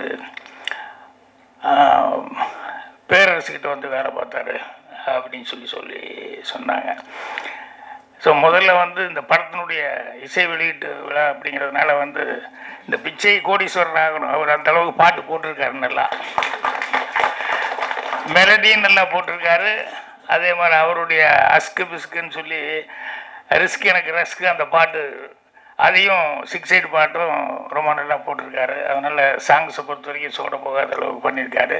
மற்ற டெக்னீஷியன் எல்லாருமே ரொம்ப சிறப்பாக வந்து இதில் பணியாற்றிருக்காங்க. எல்லாத்துக்கும் என்னுடைய வாழ்த்துக்களை வந்து முதல்ல தெரிவிச்சுக்கிறேன். பேரரசு அவர்கள் வந்து நிறைய விஷயங்கள் என்னை பற்றி என் படங்களை பார்த்து அதெல்லாம் பார்த்து பண்ணுவேன் அப்படின்னு சொல்லி அப்பப்போ மனைவி இவங்கெல்லாம் வந்து சொல்லுவாங்க. ஸோ அவர் வந்து படங்களில் வந்து அவர் எங்கடா வேலை பார்த்தாரு அப்படின்னு சொல்லி பார்த்தோம்னா அவர் பார்த்ததுக்கும் அவர் பண்ண படங்களுக்கும் பார்த்தோம்னா அது ரொம்ப வித்தியாசமாக தான் இருக்கும். ஏன்னா ராம்நாராயண் சார்கிட்ட ஒர்க் பண்ணியிருக்காரு. அவர் மனுஷன் நம்புறத விட நாய் பூனை புலி இந்த மாதிரி வந்து இதை நம்பினா பெட்டர் அப்படிங்கிற மாதிரி நிறைய படம், அதில் வந்து ஆடு கண்ணு அந்த மாதிரி அவர் இது பண்ணவர். அதுக்கப்புறம் தரணிக்கிட்டையும் வேலை பார்த்துருக்காரு. ஆனால் இவர் ரெண்டும் இல்லாமல் இவர் ஒரு டைப்பில் வந்து இவருடைய படங்கள் இருந்தது. அது வந்து அவருடைய படங்களில் வந்து பெரும்பாலும் அந்த தங்கச்சி சென்டிமெண்ட்டு மிஸ் ஆகாமல் இருந்திருக்கும், அம்மா சென்டிமெண்ட்டு அண்ணன் தம்பிங்கிறது. அதுக்கப்புறம் தப்பு பண்ணுறவன் வந்து தண்டனைக்கு உள்ளாகணும், தப்பு பண்ணுறவன் திருந்தணும் அப்படிங்கிற மாதிரி எல்லாமே ஒரு நெகட்டிவ் இல்லாமல் பாசிட்டிவான படங்களாக தான் அவர் எல்லாமே பண்ணியிருக்காரு. அதே மாதிரி அவருடைய டைலாக்ஸோட அது எனக்கு சொன்னாங்க, இந்த மாதிரி இந்த திருப்பாச்சி டைட்டில் எப்படி வந்தது அப்படிங்கிறது, சொல்லி அடித்தா கில்லி சொல்லாமல் அடித்த திருப்பாச்சி அப்படிங்கிறத விஜய் வந்து இது நீங்களே பேசுங்க நல்லா இருக்கும் பேரரசு அப்படிங்கிற மாதிரி சொல்லி அவர் அந்த இது பண்ணார் அப்படிம்பாங்க. அதே மாதிரி பாடல்கள் எல்லாம் அவர் அங்கங்கே வந்துக்கிட்டு இருப்பார். தேவர் புலிஸ்லாம் எம்ஜிஆர் படமாக இருக்கும், பாட்டாக இருக்கும். யார் சரோஜி தேவியும் எம்ஜிஆர் பாட்டு இருப்பாங்க. திடீர்னு தேவர் அப்படி ஒரு வக்கீல் போகிற அப்படி நீக்கிட்டு அப்படி வருவார். ஒவ்வொரு படத்துலேயும் அந்த பாட்டை பாடல அப்படி டப்புன்னு எங்காவது ஒரு மரம் விழுந்து அப்படி எட்டி பார்ப்பார். தேவர்கிட்ட கேட்பாங்க, என்னென்ன அவர் டூயட் பாடிட்டுக்க நீங்கள் நடுவில் வந்து இதில் வந்து இப்படி டப்புன்னு டயன்னு கையில் கத்தியோடு வந்து நிற்கிறீங்க. அவன் தம் அடிக்க எந்திரிச்சு போயிடுவான், வேறு எதுக்காக எந்திரிச்சு போவானுங்க. நான் அப்படி ஒரு என்ட்ரி கொடுத்து கத்தியோடு இருந்தேன்னா பாட்டு முடியக்குள்ளே ஏதாவது பண்ணாலும் பண்ணிடுவாருன்னு சொல்லிட்டு எவனும் வெளியே போக மாட்டேன்டா அப்படின்னு. அந்த மாதிரி அவர் சில டெக்னிக்கில் அவர் அப்படி அந்த மாதிரி இவரும் படத்தில் அங்கங்கே முக்கியமான இடத்துல வந்துட்டு இருந்தார். அதுக்கப்புறம் அவரே ஹீரோவாகவும் நடித்தார். அப்புறம் பாட்டு எழுதினார். ஆத்தாடி அந்த பாட்டு தானே, ஆத்தாடி அம்மாடி ஆத்தாடி, அது மிகப்பெரிய ஹிட்டாச்சு. ஸோ இப்படி தொடர்ந்து வந்து அவர் வந்து பல ஹிட்டுகளை கொடுத்தாரு. அவர்கிட்ட இருந்து வந்தவர் இவர் வந்து அவர் எப்படி கொஞ்சம் டிஃப்ரெண்ட்டோ அந்த மாதிரி வந்து சதாசிவம் வந்து கண்டிப்பாக டிஃப்ரெண்ட்டாக தான் இருக்கார். என்ன காரணம் அப்படின்னு சொன்னோம்னா, இந்த ஹீரோக்களையெல்லாம் நம்பாமல் அவர் வந்து ரொம்ப நேச்சுரலாக இன்றைக்கி லைஃப்பில் என்ன இருக்குதோ அதை கதைக்களமாக எடுத்துக்கலான்னு சொல்லிட்டு அந்த இஎம்ஐ அப்படிங்கிறத செலக்ட் பண்ணது இருக்க, அதுலேயே அவருடைய யதார்த்தம் என்னங்கிறது எனக்கு ரொம்ப புரிஞ்சிருக்கு. என்னென்னா, நான் கூட முதல்ல சினிமாவுக்கு வந்த புதுசில் வரும்போது கதை ஒன்று திங்க் பண்ணி நல்லதாக கதையை திங்க் பண்ணுவோன்னு சொல்லிட்டு ஒரு ட்ரையாங்கிள் ஃபார்முலா நிறைய சக்ஸஸ் ஆகிருக்குன்னு சொல்லிட்டு நான் ஒரு ட்ரையாங்கிள் ஃபார்முலா ஒரு கதை ஒன்று பண்ணி, நீ சிரித்தால் நான் சிரிப்பேன் அப்படின்னு சொல்லி டைட்டில்லாம் வச்சு அதை போய் எங்கேயாவது சொல்லணும் அப்படின்லாம் நினச்சிக்கிட்டு இருந்தேன். அப்புறம் அசிஸ்டன்ட் டைரக்டராக வேலை பார்த்ததுக்கப்புறம் தான் தெரிஞ்சது அது ரொம்ப குப்பை கதை அப்படிங்கிற மாதிரி. இது மாதிரி எத்தனை படங்கள் வந்திருக்கு அப்படின்னு சொல்லிட்டு அதுக்கப்புறம் நானே அதை அழிச்சிக்கிட்டேன். இது வேண்டாம், யதார்த்தமாக ஏதாவது செய்வோன்னு சொல்லி 16 வயதில் ரயில் இதெல்லாம் ஒர்க் பண்ணும்போது கூட நான் வந்து கதையை பற்றி திங்க் பண்ணேன். முதல்ல இந்த அசிஸ்டன்ட் டைரக்டராக வேலை பார்த்துருக்கோம், அதை கரெக்டாக செய்வோம் அப்படின்னு சொல்லிட்டு அது மேலே மட்டும்தான் கான்சன்ட்ரேஷனாக இருந்தேன். அதுக்கப்புறமா தான் வந்து சிவபுரோஜெக்டெல்லாம் முடிஞ்சு டைரக்ஷன் பண்ணலாம் அப்படின்னு சொல்லும்போது லைஃப்பில் நமக்கு என்ன பாதிப்பு என்ன நடந்திருக்கு அப்படின்னு சொல்லிட்டு அதை வச்சு கதை பண்ணுவோம். பார்த்தா யார் பார்த்தாலும் அடே இது நம்ம பார்த்துருக்கோமே, நம்ம வீதியில் இப்படி இருக்க, நம்ம வீட்டுக்கு எதிர்த்தாப்புல வீட்டில் இப்படி நடந்திருக்க, நம்ம சொந்தக்காரங்களே இப்படி இருக்காங்களே அப்படின்னு சொல்லி ஐடென்டிஃபிகேஷன் இருக்கிற மாதிரி கதையை பிடிக்கணும் அப்படின்னு சொல்லி தான் அதுக்கப்புறம் சுவர்லா சித்திரங்கள் வந்து அந்த மாதிரி கதையை வந்து நான் முதல்ல செலக்ட் பண்ணேன். அதுக்கப்புறம் வர எனக்கு பின்னால் வர அந்த வழியில் கதை திங்க் பண்ணுறதுங்கிறது தான் கண்டிப்பாக சக்ஸஸ்ஃபுல்லாக இருக்கும் அப்படிங்கிறது வந்து எனக்கு தெளிவாக தெரிஞ்சது. வெங்கடேஷ் அவர்கள் பேசும்போது அந்த ஜோசப் அவரை பற்றி, வாசில் ஜோசப் அவரை பற்றி சொல்லிட்டு இருந்தார். அவருடைய கதைகள் எல்லாமே வந்து பார்த்தீங்கன்னு சொன்னால் அவர் டைரக்ஷன் பண்ணது, அவர் பண்ணுற கதைகள் எல்லாம் பார்த்தோம்னா டே டு டே லைஃப்பில் என்ன நடந்துட்டுருக்கோ அதை தான் கதைக்களமாக எடுத்துக்கிறாரு. அதனால தான் வந்து அங்கே ஈஸியாக வந்து அண்டர்ஸ்டாண்ட் பண்ணிக்கிறாங்க. ஸோ இங்கே பாடி ரொம்ப ஆதங்கப்பட்டு பேசினாப்புல, என்ன அது படமே ஓட மாட்டேங்குது, நிறையா ப்ரொடியூசர் வந்து டைரக்டர்ஸ் யூனியன் இப்போ இன்றைக்கி தலைவர் அவர் தான், அவரே டைரக்ட் பண்ணால் போனால் கிடைக்க மாட்டேங்கிறாரு, டைரக்டருக்களே யாரும் கிடைக்க மாட்டேங்க, அவரே அப்படி பேசிட்டு போகிறாரு. அந்த மாதிரி இருக்கும்போது பாண்டி நீ ஆதங்கப்பட்டு என்ன பண்ண முடியும்? அதே மாதிரி அவர் ஆதம் அப்படி தான், நான் வருஷத்துக்கு ஒரு படம் தான் அப்படின்னு. ஆனால் ஆதவன் மட்டும் என்னென்னா வேறு நிறைய திறமைகள் இருக்கிறதுனால அவருக்கு நடிக்கிறத விட அவருக்கு வந்து நிறையா வந்து பாடக்கூடிய திறமைகள் இருக்குது, காமெடி சென்ஸ் நல்லா இருக்குது, மெமிகிரி இதெல்லாம். ஸோ அவருக்கு வந்து ஃபாரின் அந்த இது நிறையா வர்றதுனால இங்கே போய் படங்களில் புக் ஆகி இங்கே தேடிக்கிட்டு இவங்க சொன்ன மாதிரி இஎம்ஐயில் தான் பேமெண்ட்டு அப்படிங்கிற மாதிரிலாம் இல்லாமல் அவருக்கு போனால் கரெக்டாக இருக்குதுங்கிறதுனால நானே ஒரு வெளியூரில் தான், வெளிநாட்டில் அங்கே இங்கே தான், துபாயில் அங்கே இங்கே தான் நானே 2-3 தடவை சந்திக்க வேண்டி வந்தது. ஸோ அந்த மாதிரி இருக்காரு. ஆனால் அவர் வந்து என்னென்னா இதையும் கான்சன்ட்ரேஷன் பண்ணி கொஞ்சம் டைம் எடுத்துக்கலாம் அப்படின்னு சொன்னோம்னா கண்டிப்பாக அவருக்குன்னு ஒரு வாய்ப்புகள் வந்து கண்டிப்பாக வரும். ஏன்னா அவருக்கு இருக்கிற டேலண்ட்டுக்கு வந்து கண்டிப்பாக வந்து நல்ல வாய்ப்புகள் வர்றதுக்கான சான்சஸ் இருக்குது. அப்புறம் எல்லாருமே இதை ஃபீல் பண்ணி சொல்லிக்கிட்டு இருந்தாங்க, என்னென்னா படம் ஓடுறதில்ல அப்படி இப்படின்ட்டு. படங்கள் வந்து கண்டிப்பாக நிச்சயமாக ஓடும். இப்போ அவர் இந்த ஜோசப் சொன்னாங்களே, பாசில் ஜோசப், அதெல்லாம் வந்து என்னென்னா நேச்சுரலாக வந்து அவங்க வந்து படம் வந்து எடுத்துகிட்டு இருக்காங்க. கதைகள் வந்து எங்கேயுமே அங்கேயும் இங்கேயும் இப்படி போய் தேடி கீடி எல்லாம் வந்து கதையை வந்து திங்க் பண்ணிட்டு இருக்கிறது இல்லை. லைஃப்பில் என்ன நடக்குதோ அதை வச்சு தான் கதை பண்ணணும் அப்படின்னு சொல்லிட்டு அவங்க ஃபீல் பண்ணதுனால தான் அந்த கதைகள் மலையாளத்தில் இருக்கிற கதைகள் எல்லாம் குயிக்காகவும் எடுக்க முடியுது. ரொம்ப அவங்களுக்கு செட்டு போட வேண்டியது இல்லை, பிரம்மாண்டங்கள் அத்தியாவசியமாக தெரியல. அதே மாதிரி வந்து அவங்களுக்கு வந்து கோடிக்கணக்கில் செலவு பண்ணுங்கிற அவசியம் இல்லாமல் இருக்குது. அதனால் இப்போ இவர் இந்த இஎம்ஐ அப்படிங்கிறத எடுத்துக்கிட்டு அவர் சொன்னார் ஹீரோ கிடைக்கல அப்படின்னா, ஹீரோ கிடைக்கலன்னா ஒன்றும் தப்பு ஒன்றும் இல்லை நீங்கள் நடித்தது. ஏன்னா நீங்கள் அந்த கேரக்டருக்கு உண்டான இயல்பாக தான் இருந்தீங்க. என்ன அந்த டூயட் பாடும்போது மட்டும் எனக்கு இந்த மாதம் நீ இஎம்ஐ கட்டலையே, முடியுமா முடியாதான், டூயட்டில் கூட அந்த பொண்ணு அழகாக சிரிச்சுக்கிட்டு இருக்குது ஹீரோயின், இவர்கிட்ட மட்டும் லேசாக அந்த ஃபீலிங் இருந்தது. நான் பாட்டப்போ அதுதான் கவனிச்சுக்கிட்டு இருந்தேன். சரி என்ன மாதிரி டான்ஸ் தகராறு போல் இருக்குது அப்படின்னு அப்புறம் நல்லா யோசிச்சு பார்க்கும்போது அவருடைய டைட்டிலே மைண்டுக்கு வந்துடுச்சு. ஸோ அவர் வந்து முதல் தடவையாக வந்து அது செய்யும்போது ரொம்ப அவர் நம்மளை நம்பி கொடுத்துருக்காரு, நம்மளை நம்பி படம் போட்டிருக்காரு. கண்டிப்பாக இதை நம்ம நல்லபடியாக சக்ஸஸ்ஃபுல்லாக செய்யணும் அப்படிங்கிற மாதிரி அந்த பொறுப்புணர்ச்சியோடு செஞ்சுருக்காரு. அதே மாதிரி அவருக்கு எல்லாருமே மியூசிக் டேரக்டர்லேருந்து கேமராமேன்லேருந்து ஒன்றும் ப்ரொடக்ஷன் மேனேஜரு எடிட்டர் எல்லாருமே அவருக்கு நல்லபடியாக அவர் சக்ஸஸ்ஃபுல்லாக வரணும் அப்படின்னு சொல்லி அவர் எல்லாம் ஹெல்ப் பண்ணியிருக்காங்க. ஸோ அதை அவர் ரொம்ப மனசில் வர்றது தானே ஈஸியாக வெளியே சொல்ல முடியும். ஸோ அந்தளவுக்கு இது பண்ணியிருக்காரு. கண்டிப்பாக இப்படி ஒரு நல்ல தயாரிப்பாளர் கிடைச்சதுனால இவர் இந்த படம் ஏன்னா இஎம்ஐங்கிறது நேச்சுரலாக எல்லாருமே இதை பற்றி எல்லோரும் பேசினாங்க. இதில் இருக்கிறது என்ன ப்ளஸ்ஸு மைனஸ் எல்லாமே சொன்னாங்க. தேவயானி சொன்ன மாதிரி நல்லதும் இருக்குது கெட்டதும் இருக்குது. இது நல்லதாக எடுக்கிறதுன்னா நல்லதாக எடுத்துக்கலாம், கெட்டதாக எடுக்கிறது ஏன்னா லிமிட்டாக வாங்கி இதுக்குள்ளே நம்ம கண்ட்ரோலாக பண்ண முடியும் அப்படின்னு சொன்னோம்னா அது நமக்கு ஹெல்ப்ஃபுல்லாக இருக்கும்.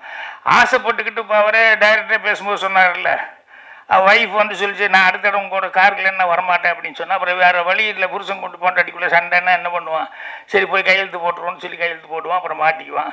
அப்புறம் அவர் பேரை சொன்ன பொண்டாட்டி தான் பதில் சொல்லணும், அந்த பொண்டாட்டி தான் பதில் சொல்லி ஆகணும், வேறு என்ன பண்ணுறது.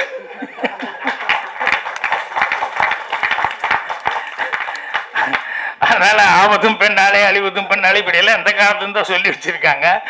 அதனால் அவங்களுக்கு எப்பவுமே அந்த அடுத்த வீட்டு அப்படி இப்படின்னு பார்க்குறதுல சில நேரங்களில் சில பெண்களுக்கு அது வந்துடும். அதில் இந்த ஆம்பளைக்கு தான் மாட்டிக்குவாங்க, நீ ஏன் இருக்கிறிய அப்படின்னு சொல்லிட்டு. ஏன்னா அதுக்கு ஒரு பழமொழியே சொல்லி வச்சுருக்காங்க, எந்த கணவனுமே ஒய்ஃபுக்கு ஹீரோ ஆகவே முடியாது, ரொம்ப கஷ்டம் அப்படின்னு சொல்லிட்டு. என்னென்னா ஏதோ ஒரு குறை இருந்துகிட்டே இருக்கும். ஈவன் நானும் அனுபவிச்சுட்டு தான் இருக்கிறேன். பாக்யராஜ்னு வெளியே பேர் எடுத்தால் கூட வீட்டில் நடக்கிறது எனக்கு தானே தெரியும், நீங்களும் அப்படிங்கிற மாதிரி பல நேரங்களில் போட்டி மகிட்ட வாங்கி கேட்டுட்டு தான் இருக்கேன் நான். அதனால் இவர் எடுத்தது கண்டிப்பாக அந்த இஎம்ஐ அப்படிங்கிறது இன்னைக்கு இருக்கிற பிரச்சனை இருக்கிறதுனால அந்த காமெடி சென்ஸோட நீங்கள் சொல்லியிருக்கீங்களேன்னு தெரியல. ஏன்னா சீரியஸான மேட்டர்களாக தான் அங்கங்கே வந்தது. ஆனால் காமெடி சென்ஸோடையும் அது இருந்தால் பாண்டியெல்லாம் இருக்குது, அதெல்லாம் நான் கரெக்டாக யூஸ் பண்ணி இது பண்ணி தான் அவர் தான் நான் காமெடி சென்ஸுக்கு அவரையும் யூஸ் பண்ணுவீங்கன்னு நினச்சேன். அவர் என்ன திடீர்னு சீரியஸ் ஆகிட்டார். முதல்ல காமெடியாக இருந்தார், அப்போ நடுவில் ஏன்னா இந்த மாதம் நீ சரியாக கட்டலேன்னு டக்குன்னு வில்லன் ஆகிட்டார். ஸோ பிரச்சனை கரெக்டான பிரச்சனை. அதனால் அந்த அது கரெக்டாக சொல்லியிருந்தால் ஜனங்களுக்கு ரொம்ப க்ளோஸாக ரொம்ப நியராக இருக்கக்கூடியது. ஜனங்க கண்டிப்பாக பார்த்துட்டு லைக் பண்ணுவாங்க.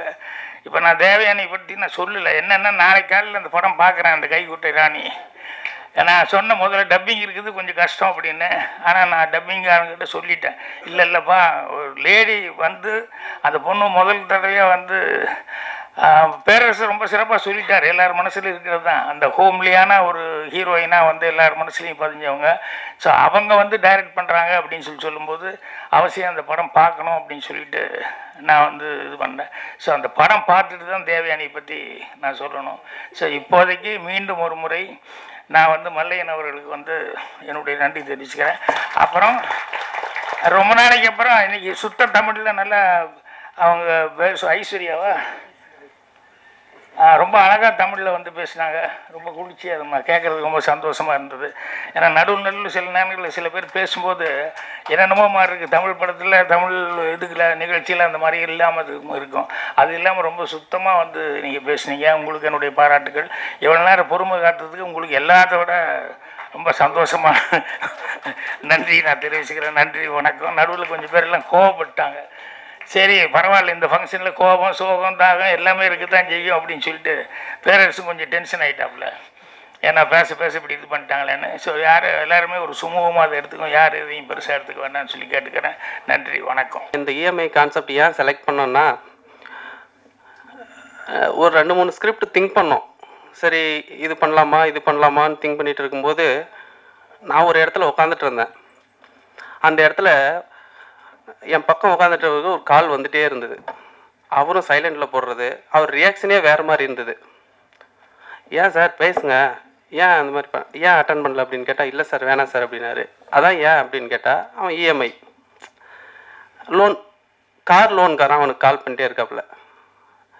அது அட்டன் பண்ணி சொன்னால் மறுபடியும் கால் பண்ண மாட்டாங்களே, ஏன் நீங்கள் அட்டன் பண்ண மாட்டேறீங்க அப்படின்னு கேட்டேன். சரி, நான் இது எதாச்சியாக நடந்தது. அவங்க அண்ணன் தம்பிங்க 2 பேர், பிரச்சனை 2 பேருக்கும். அவங்க ரிலேஷன் ஃபங்க்ஷனுக்கு போகிறாங்களாம், கல்யாணத்துக்கு. போகும்போது அவங்க அண்ணன் காரில் போகிறாரு, தம்பி 2 வீலரில் போகிறாரு ஃபேமிலியோட. அப்போது தம்பி ஒய்ஃப் அங்கே போய் இறங்கும்போது கௌரவமாக இருக்கும் இல்லைங்களா காரில் போகும்போது. அப்போது தம்பி ஒய்ஃப் கேட்குறாங்க அவங்க ஹஸ்பண்ட்கிட்ட, எனக்கும் இந்த மாதிரி கண்டிப்பாக கார் எடுத்தாகணும், இல்லைன்னா நான் அவங்க கூட எங்கேயும் வரமாட்டேன் அப்படின்னு சொல்லி. சரி, இப்போ தான் இஎம்ஐயில் கிடைக்குது எடுத்துடலாம் அப்படின்னு சொல்லிட்டு அவரும் கார் எடுத்துகிட்ருக்காரு. கார் எடுத்து ஒரு கொஞ்ச நாள் கரெக்டாக இஎம்ஐ போயிட்டுருக்கு. இவரும் முடிஞ்ச வரலையும் கட்டிகிட்ருக்காரு. சார் சொன்ன மாதிரி இப்போ 40,000 வாங்கினா அதுக்குள்ளே தான் நம்ம கட்டி ஆகணும், அதுக்கு மேலே போனால் கஷ்டம், சமாளிக்க முடியாது. இவரும் முடிஞ்ச வரலையும் சமாளித்து பார்த்துருக்காரு, அதுக்கப்புறம் முடியல. அதுக்கப்புறம் 3 மாதம் கழித்து தான் இந்த கால் டார்ச்சர் ஆரம்பிச்சிருக்கு. அது அப்போ தான் சொன்னார் அவர் எனக்கு, இந்த மாதிரி கார் எடுத்துட்டேன் சார், என்னால் இப்போ இஎம்ஐ கட்ட முடியல, அவங்க டார்ச்சரும் என்னால் தாங்க முடியல, அதனால தான் ஃபோன் எடுக்கிறதுக்கே எனக்கு பயமாக இருக்குது அப்படின்னாரு. இதுக்கு சூரிட்டி போட்டோம் அவனுடைய ஃப்ரெண்டு. இவர் ஃபோன் எடுக்கலனா அது சூரிட்டி போட்டவனுக்கு கால் போகும், அவனுக்கு ஒரு பக்கம் டார்ச்சர். அப்போ இதை எப்படி ஃபேஸ் பண்ணுறது? அவங்க ஒன்லி கார் சீஸ் பண்ணி போயிடணும், காரை விட்டுறணும். எடுத்துகிட்டு போயிட்டாலையும் அது சும்மா விடுறதில்ல. 1 வருஷம் 2 வருஷம் கழித்து மறுபடியும் இப்போ நோட்டீஸ் அனுப்புவாங்க, என்னென்னு உன் கார் இவ்வளோ ரேட்டுக்கு போயிடுச்சு, இவ்வளோ அமௌண்ட் நீ கட்டணும், அது கட்டி ஆகணும் அப்படின்னு சொல்லி. இது நடக்கிறது. இது அதுக்கப்புறம் நான் விசாரிச்சது. இது கான்செப்ட் நான் திங்க் பண்ணதுக்கு காரணம் அந்த ஃபேமிலி. ஓகே, அப்போ இப்போ இருக்கிற ஆடியன்ஸு வந்து இஎம்ஐயில் கண்டிப்பாக 90% பாதிக்கப்பட்டிருப்பாங்க. அப்போ இந்த கான்செப்ட் அப்படின்னா கண்டிப்பாக நம்ம வந்து ஜெயிக்கலாம், வெளியில் தெரியலாம் அப்படின்னு சொல்லி திங்க் பண்ணி தான் சரி இஎம்ஐ அப்படின்னு சொல்லிட்டு ஆரம்பித்தோம். எல்லாம் முடிஞ்சோடனே சார் பேரரசு சார்கிட்ட தான் சொன்னேன். முடிஞ்ச வரலையும் எனக்கு படம் ஸ்டார்ட் பண்ணுறதுலேருந்து இப்போது இந்த நாள் வரலையும் சாரால் முடிஞ்ச சப்போர்ட் பண்ணிகிட்ருக்காரு எனக்கு. ரொம்ப தேங்க்ஸ் சார். ஒவ்வொரு சீஃப் கெஸ்ட் கூப்பிட்றது கூட சார்கிட்ட தான் கேட்பேன், சார் பண்ணலாமா சார் பண்ணலாமா சார் அப்படின்னு. அவர் ஒவ்வொன்றும் அவர் நேற்று நைட்டு கூட ஒரு 9 மணி இருக்கும் கால் பண்ண சொன்னார். அந்த மாதிரி ஒவ்வொன்றும் எனக்கு நிறையா ஹெல்ப் பண்ணுறாரு. இந்த மாதிரி பண்ணுவாங்களான்னு தெரியல, ஏன்னா சார் பண்ணிகிட்ருக்காரு, அதனால் அவருக்கு எனக்கு ரொம்ப நன்றி. என்னுடைய ப்ரொடியூசர், என்னுடைய கிளாஸ்மேட், +2ல் +1ல் ஒன்றா படித்தோம், +2 இல்லை, முடிச்சுட்டு பல வருஷம் ஆயிடுச்சு. எப்போயாவது ஒரு முறை பேசிக்குவோம். அவர் வந்து பஞ்சாயத்து தலைவர் ஆகிட்டார். அதுக்கு வாட்ஸ்அப்பில் மெசேஜ் பண்ணுவோம், எப்போயாவது ஒரு டைம் தான், அடிக்கடி பேசுகிறதில்ல. அப்போது படம் பண்ணும்போது ப்ரொடியூசர் வேணும், நம்ம ஒரு 4 பேர் சேர்ந்து படம் பண்ணிடலாம் அப்படின்னு சொல்லிட்டு பேசிகிட்டு இருந்தோம். அந்த 4வதுல சாரும் 4 பேரில் சாரும் ஒரு ஆள் தான் அப்படின்னு சொல்லி போய் கேட்க போனேன். போன உடனே இந்த மாதிரி இஎம்ஐன்னு சொன்ன உடனே சூப்பர் பண்ணலாம் அப்படின்னாப்புல. இந்த மாதிரி 4 பேர் இல்லை 5 பேர் சேர்ந்து பண்ணலாம்ப்பா அப்படின்னு சொல்லி சொன்னேன். எவ்வளோ போட வேண்டியது வரும்னாரு. இந்த மாதிரி வர்றதில் ஷேர் பண்ணிக்க வேண்டியதா அப்படின்னா, அதெல்லாம் வேணாம், எதுக்கு 4 பேர் போட்டாங்கன்னா அவங்களுக்கு நீ ஒரு பதில் சொல்லணும், ஒரு 5 லட்சம் கொடுத்தா கூட அவங்களுக்கு நீ பதில் சொல்லணும், நீ அப்படிலாம் பண்ணாத, நானே பண்ணுறேன், நீ பண்ணு அப்படின்னு சொல்லி எனக்கு தைரியம் சொன்னார். ஃப்ரெண்ட்ஷிப்பில் நமக்கு எல்லாருக்கும் ஃப்ரெண்டு இருக்கும் கண்டிப்பாக, ஆனால் அந்த ஃப்ரெண்ட்ஷிப் வந்து எப்போ உதவுதுன்றது யாருக்கும் தெரியாது. அந்த மாதிரி எனக்கு கரெக்டான டைமில் கை கொடுத்தாரு. நான் நடிக்கிறதா இல்லை, சார் சொன்ன மாதிரி நாங்கள் வந்து ஹீரோ தான் பார்த்துட்டு இருந்தோம். பட்ஜெட் அதிகமாக போயிட்டு இருந்தது, எங்கள் பட்ஜெட்டே கம்மி தான், ஆனால் அந்த படத்தோட பட்ஜெட்டே ஹீரோ கேட்டதுனால எங்களால் முடியல. சரி, நம்ம சின்ன பட்ஜெட்டில் பண்ணுறோம், கரெக்டாக பண்ணணும், எல்லாம் அவ்வளோ கொடுத்துட்டா திரும்பி கடன் வாங்கி பண்ண முடியாது, மாட்டி போயின்னா இன்றைக்கி இருக்கிற சினிமா அந்த மாதிரி இருக்குது அப்படின்னு சொல்லிட்டு பேசும்போது சார் தான் சொன்னார், பேரரசு சார், சார் அப்படி பண்ணும்போது நீயே ட்ரை பண்ண வேண்டியதானே அப்படின்னு. நம்ம ப்ரொடியூசரும் என்னது நண்பன், அவரும் அதே தான் சொன்னார், நீயே பண்ணுப்பா ஏன்பா அப்படின்னு. இல்லைப்பா அது சரி வராது பார்க்கலாம் அப்படிங்கும்போது, இல்லை இல்லை நீ எதுவும் ஃபீல் பண்ணாத, தைரியமாக நீ பண்ணு அப்படின்னு சொல்லி சப்போர்ட் பண்ணார். அதுக்கப்புறம் தான் சரி ஓகே நம்மளே பண்ணிடலாம் அப்படின்னு சொல்லிட்டு பண்ணது தான் பண்ணேன். இது எதர்ச்சியாக நடந்தது தான், நான் நடிக்கணும்னு சொல்லி இது பண்ணல. அது மாதிரி ஒவ்வொரு விஷயமும் இதுவரையிலையும் செலவாயிருக்கிறது ₹1 கூட என்கிட்ட இதுவரையிலையும் கணக்கு கேட்கல என்னுடைய நண்பன். அதே மாதிரி அவருக்கு கரெக்டாக உண்மையாக நானும் நடந்துட்டுருக்கேன். இதுவரையிலையும் எனக்கு லைஃப் கொடுக்குறாரு.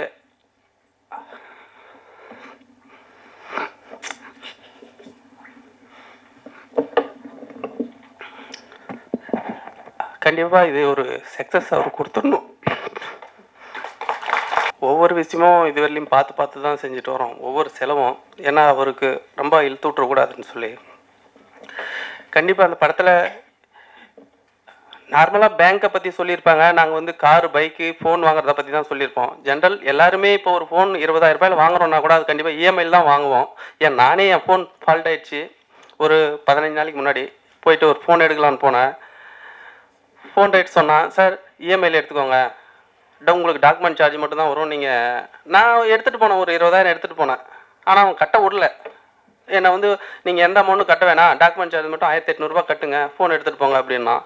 சரி அப்போ நமக்கு அந்த பணம் தான் பெருசு, விட்றா மாதம் கட்டிக்கலாம், இது என்னடான்ட்டு நமக்கு அப்போதைக்கு பணம் வேணும், அப்புறம் பார்த்துக்கலாம்னு சொல்லிட்டு வாங்கிட்டு வந்துட்டேன். இதுவும் நடந்தது தான் 15 நாளைக்கு முன்னாடி. இந்த மாதிரி கண்டிப்பாக பெரும்பாலும் அனுபவிச்சிருப்பாங்க. அதே மாதிரி ஒரு டியூ கட்டலனாலையும் அவங்க கால் பண்ணி இன்றைக்கி டியூ டேட்டு, இல்லைனா இன்றைக்கி கட்டி ஆகணும், இந்த மாதம் கட்டலாம், வீட்டான அனுபவிக்காதவங்க யாரும் இருக்க மாட்டாங்க. கண்டிப்பாக ஒரு நாள் ஒரு ஃபோன் காலாவது கண்டிப்பாக வந்திருக்கும். ஒரு அந்த மாதிரி தான் நாங்கள் கரெக்டாக அதை பேஸ் பண்ணி தான் பண்ணியிருக்கோம். கண்டிப்பாக அது எல்லாருக்கும் பிடிக்கும். நாங்கள் இஎம்ஐ எடுங்க எடுக்காதீங்கன்றதெல்லாம் நாங்கள் சொல்ல வரல, எடுத்துகிட்டு அவன் எப்படி அதை அனுபவிக்கிறான்றதான் சொல்ல வரோம். அதே மாதிரி நம்ம இப்போது இன்னுயிர் காப்போம்னு ஒரு திட்டம் இருக்குது. அதில் வந்து என்ஹெச்சில் ஆக்சிடென்ட் ஆனால் 48 மணி நேரம் ட்ரீட்மெண்ட்டுக்கு 1 லட்சம் வரையிலையும் கிளைம் பண்ணிக்கலாம். அது நம்ம தமிழ்நாடு கவர்மெண்ட்டோடைய அறிவிச்சிருக்கு. பெரும்பாலும் யாருக்கும் தெரியாது அந்த ஸ்கீமு. சரி ஓகே, எதாவது ஒரு மெசேஜ் சொல்லணும், நம்ம இதை பேஸ் பண்ணி இதை கனெக்டிங்காக ஏதாவது ஒன்று சொல்லணும் அப்படின்னு சொல்லிட்டு நாங்கள் அதை சொல்லியிருக்கோம். கண்டிப்பாக இது ஆடியன்ஸ் பார்த்தாங்கன்னா இந்த படத்து மூலிமா ஒரு 100 பேரோ 200 பேரோ அதில் வந்து பயனடைஞ்சால் எங்களுக்கு உண்மையாக ஒரு சந்தோஷம் தான். இது ஆல்ரெடி ப்ரொடியூசரும் சொன்னார், நான் அவர்கிட்ட ஸ்கிரிப்ட் சொல்லும்போது சொன்னார், பண்ணலாம்ப்பா, இதனால் மக்களுக்கு ஒன்று போய் சேருதுன்னா கண்டிப்பாக பண்ணலாம் அப்படின்னு சொல்லி சொன்னார். கண்டிப்பாக அது ஒரு மெசேஜாக இருக்கும், எல்லோரும் பார்க்குற மாதிரி தான் கண்டிப்பாக படம் இருக்குது. சப்போர்ட் பண்ண டெக்னீஷியன் எல்லாருக்குமே, பாண்டி, ஆதவன், சுரேஷ் மாஸ்டர், அவர் சார் சொன்ன மாதிரி ஒரு 2 நாள் ரெகல்சல் போனேன். எனக்கு இதான் வேணும் அப்படின்ட்டேன்னா, ரொம்ப கஷ்டப்பட்டோம், இருந்தாலும் மாற்றலாம், மூமெண்ட் மாற்றலான்னு இல்லை, வேணாம் மாஸ்டர் இதே இருக்கட்டும் அப்படின்னு சொல்லி. ஏன்னா ஒவ்வொன்றும் பார்த்து பார்த்து தான் செஞ்சுருக்கோம். கண்டிப்பாக சப்போர்ட் பண்ணுங்கள். ட்ரைலர்லேயே தெரிஞ்சிருக்கோம். கண்டிப்பாக ரிலீஸ்க்கு முன்னாடி ப்ரெஸ்ஸும் அரேஞ்ச் பண்ணுறோம், பாருங்கள், கண்டிப்பாக உங்களுக்கு பிடிக்கும், சப்போர்ட் பண்ணுங்கள். திரைக்கதை மன்னன் அருமை அண்ணன் பாக்யராஜ் சார் அவர்களே, தயாரிப்பாளர் தேனப்பன் அவர்களே, படத்தின் கதாநாயகி அவர்களே, அன்பு சகோதரி தேவயானி மேடம் அவர்களே, பிரபாகரன் அவர்களே, நண்பர் வெங்கடேஷ் அவர்களே, ஒரு நல்ல விஷயம் என்னங்கிறது தெரிஞ்சது எல்லாரும் பேசும்போது. தயாரிப்பாளர் யாருக்குமே இஎம்ஐ சொல்லாமல் காசை கொடுத்துருக்காரு, எல்லாரும் வாங்கிட்டாங்க. யாருக்குமே அவர் இஎம்ஐ சொல்ல, அடுத்த மாதம் வந்து வாங்கிக்கோங்க, ரிலீஸ் ஆனோன்னு வாங்கிக்கோங்கன்னு. அப்படிப்பட்ட தயாரிப்பாளர் திரைத்துறைக்கு வந்திருக்கிறார், உங்களை வரவேற்கின்றோம். ஏன்னா எல்லாரும் பேசும்போது வந்து தயாரிப்பாளரை பற்றி ரொம்ப பெருமையாக சொன்னாங்க, அது உண்மையிலே சந்தோஷமாக இருந்தது.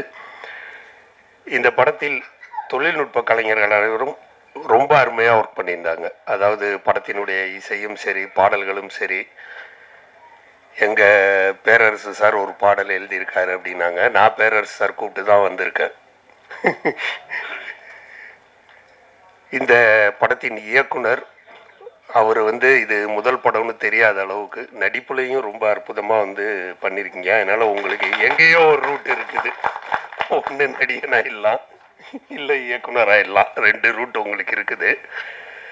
அதே மாதிரி வந்து ஆதவன் அவர்கள் வருஷம் ஒரு படம் அப்படின்னு சொல்கிறாரு. நானே 2-3 படத்தில் பார்த்த மாதிரி தெரியுது. பாண்டி தான் அதுக்கு பதில் சொல்லணும். படத்தின் ஒளிப்பதிவு ரொம்ப நேர்த்தியாக பண்ணியிருந்தார் நண்பர், ரொம்ப அருமையாக பிடிச்சிருந்தது. ஏன்னா ஒளிப்பதிவு யாரோ பேசும்போது கரெக்டாக சொன்னாங்க, அதை ஒரு ஷாட்டுங்கிறது வந்து நமக்கு துண்டு துண்டாக அழகாக தெரிஞ்சுது படம் பார்க்கும்போது.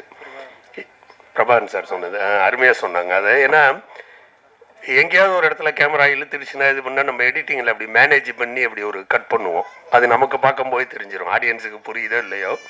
பட் இந்த படத்தில் அந்த மாதிரி எதுவும் இல்லாமல் ரொம்ப அற்புதமான ஒரு நேர்த்தியான ஒரு ஒளிப்பதிவு, பாடல்கள் எல்லாமே வந்து ரொம்ப சூப்பராக பண்ணியிருந்தார் இசையமைப்பாளர். ஒரு நல்ல தயாரிப்பாளர் கிடைத்து விட்டால் நல்லபடியாக பண்ணலாங்கிறதுக்கு இந்த இஎம்ஐ படம் வந்து ஒரு உதாரணம். அதோடு இல்லாமல் சமுதாயத்தில் இருக்கின்ற ஒரு மறைமுகமான ஒரு பிரச்சனை இந்த இஎம்ஐங்கிறது. ஏன்னா அது இஎம்ஐ போடுறதுக்கு நீங்கள் அதை சீனில் சொல்லியிருக்காரான்னு தெரில, கடைக்கு போயிட்டோன்னா 10 பேங்க்லேருந்து வருவோம், ஒருத்தர் நம்மளை அப்படியே பார்த்துக்கிட்டே ஃபாலோ பண்ணிகிட்டே வருவாங்க. சார் நம்ம இதில் போடுங்க சார், அங்கே போனீங்கன்னா 8% சார், நம்மளது வந்து இன்ட்ரெஸ்டே கிடையாது சார், பேப்பருக்கு மாத்திரம் கொஞ்சம் செலவாகும் சார்னு. பேப்பர் வாங்குறதுக்கு என்ன செலவாகுது அப்படின்னு பார்த்தீங்கன்னா 800 900 பேப்பர் அவ்வளோக்கா வாங்குகிறோம். நம்ம பண்டில் கதை எழுதுறதுக்கு கூட அவ்வளோ பேப்பர் வாங்க மாட்டோம். அது மாதிரி இஎம்ஐயில் பார்த்தீங்கன்னா ரொம்ப சுவாரஸ்யமான நிறைய நல்ல விஷயங்கள் இருக்குது. அதனால் நிறைய பேர் பாதிக்கப்படுறாங்கங்கிறது வந்து 100% உண்மை. ஏன்னா வந்து கண்ணுக்கு முன்னாடி அது ஒரு கலர் கனவாக நமக்கு தெரியுது, பார்க்கும்போது வந்து ரொம்ப ஈஸியாக தெரியறதுனால எல்லாருமே இஎம்ஐ போட்டு எல்லாத்துலேயும் ரொம்ப ஈஸியாக இது பண்ணிடுறோம். அது ரொம்ப அழகாக காட்டியிருந்தார் அந்த பைக் சீன்லேயே, அந்த இது நல்லா இருந்தது. இஎம்ஐயில் அவர் பாதிக்கப்பட்டிருக்காரான்னு எனக்கு தெரியல, டைரக்டர் இஎம்ஐயில் பாதிக்கப்பட்டிருக்காரான்னு தெரியல. ரொம்ப நல்ல ஒரு கருத்தை வந்து கொண்டுகிட்டு வந்து சொல்லியிருக்காரு. அப்புறம் திரைப்படத்தை பற்றி எல்லாருமே இந்த மேடையில் நிறையா பேசினாங்க. நல்ல படம் எடுக்கிறதுக்கு நான் தயாராக இருக்கேன்னு நம்ம ப்ரொடியூசர் கேரண்டி கொடுத்துட்டு போயிட்டார். நல்ல கதை இல்லை அப்படின்னு உதயகுமார் சார் சொல்லிட்டு போயிட்டார், நல்ல கதையை நீங்கள் தேர்ந்தெடுக்கலைன்னு. ஆனால் இன்றைக்கு வந்து கொண்டிருக்கும் படங்களை பார்த்தால் சிறிய படம் பெரிய படம் என்பது பட்ஜெட்டை வைத்து நிர்ணயிக்கப்படவில்லை என்பது தெளிவாக தெரிகின்றது. ஏனென்றால் பட்ஜெட்டே இல்லாமல் பண்ண சின்ன படங்கள்லாம் மிகப்பெரிய வெற்றி படங்களாக அமைஞ்சிருக்கு. அதனால் பட்ஜெட்டை வச்சு பெரிய படம் சின்ன படங்கிறது கிடையாது. நான் எப்போவுமே சொல்லுவேன், கமர்ஷியல் படம் ஆர்ட் படம்னு சொல்லும்போது நல்ல படம் அப்படிங்கிறத மட்டும் சொல்லுங்கள். படம் நல்ல படம், அதுதான் இந்த படம் நல்ல படம் தான். இஎம்ஐ நல்லா பண்ணியிருக்காரு. ஆனால் நம்ம இதை தவிர்க்க முடியாது. என்னென்னா போன மாதம் மட்டும் நல்லா பத்திரிகை நண்பர்களுக்கு நன்றாக தெரியும், ஏறக்குறைய 32 படம் ரிலீஸ் ஆகிருக்குது. அதாவது மாதத்தின் எண்ணிக்கையை விட படத்தின் எண்ணிக்கை அதிகமாக இருக்குது. டெய்லி ஒரு படம் பார்த்தா கூட 2 படம் நம்ம பார்க்காம மிஸ் பண்ண வேண்டி இருக்குது. அந்த அளவுக்கு படங்கள் வந்துகிட்டு இருக்குது. இதற்கு நிச்சயமாக வந்து ஏதோ ஒரு வகையில் எல்லோரும் சேர்ந்து அதற்கு தீர்வு காண வேண்டிய கட்டாய சூழ்நிலையில் தான் சினிமா என்று இருந்து கொண்டிருக்கிறது. ஆனால் சினிமாவுக்கு வர்றவங்க யாரையும் நம்ம வராதுன்னு சொல்லி தடுக்க முடியாது. இதுக்கு எப்படி தீர்வு காண போகிறோங்கிறது தெரியல. மக்கள் ஆனால் தெளிவான தீர்வை கொடுத்துக்கிட்டு இருக்காங்க. நல்ல படமாக இருந்தால் அவங்க எந்த படத்தையுமே பார்க்குறாங்க, நல்ல படம் இல்லைன்னா பார்க்கறது இல்லை. அதனால் நீங்கள் நல்ல படம் பண்ணியிருக்கீங்க. நிச்சயமாக இந்த தொழில்நுட்ப கலைஞர்கள் அனைவருக்கும் நல்ல எதிர்காலம் இருக்கின்றது. உங்கள் படத்தை சரியான விளம்பரத்தோடு விளம்பர யுக்திகளை பயன்படுத்துங்க. பத்திரிகை நண்பர்கள் இங்கே எல்லாருமே வந்திருக்காங்க, நிச்சயமாக அவங்க வந்து உங்களுக்கு உறுதுணையாக இருப்பார்கள். என்ன பண்ணுவீங்களோ தெரியாது, விளம்பரத்தில் வித்தியாசப்படுத்தி படத்தை அருமையாக தியேட்டருக்கு கொண்டுட்டு வாங்க. நிச்சயமாக இது ஒரு வெற்றி படமாக அமையும். வாழ்த்துக்கள், நன்றி. இப்போ இயக்குனர்ஸில் வந்து இதுக்கு நடுவில் நான் உட்காந்துருக்கேன். இப்போ தேவானி மேடம் கூட டைரக்டர் ஆகிட்டாங்கன்னு சொன்னாங்க. அது என்னோட மனமார்ந்த வாழ்த்துக்கள். நிச்சயமாக பாக்கியராஜ் சாரும், எஸ்ஆர் பிரபாகர், பேரரசு, ஏ வெங்கடேஷ் சார், இவங்கெல்லாம் இருக்கிற மேடையில் அரவிந்தரன் சார், இவங்கெல்லாம் இருக்கிற மேடையில் என்னையும் கூப்பிட்டதில் எனக்கு ரொம்ப சந்தோஷம். என்னை வந்து டைரக்டர் சதாசிவன் தான் கூப்பிட்டாரு, பேரரசு கூப்பிடல. எனக்கு அப்படியெல்லாம் ஒன்றும் இல்லை, என்னை மதித்து யார் கூப்பிட்டாலும் டெஃபினட்டாக ஃப்ரீயாக இருந்தேன்னா போயிடுவேன். அது ஒரு சின்ன படம்னா டெஃபினட்டாக அங்கே ஆளாக அந்த டைமுக்கு வந்து நிற்பேன்.